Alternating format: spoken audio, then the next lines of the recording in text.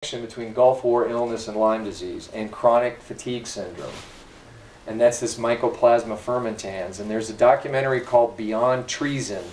It's free to any military veteran. I got my copy before I left for the trail.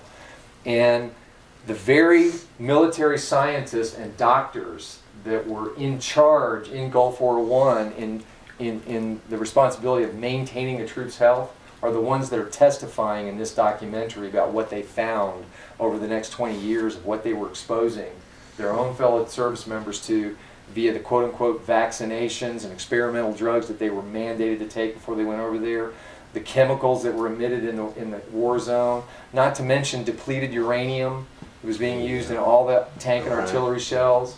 You know, our troops were exposed to it, and basically every man, woman, and child in Iraq and the surrounding areas are irradiated for the rest of their lives.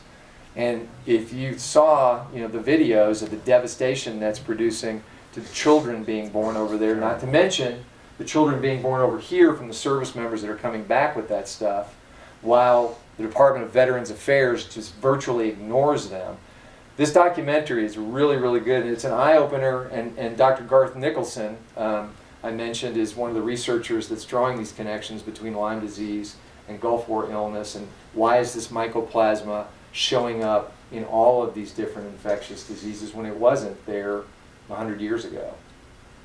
There wasn't any evidence of it. Anyway, there's a lot of open-ended questions there. So we're at 8:25.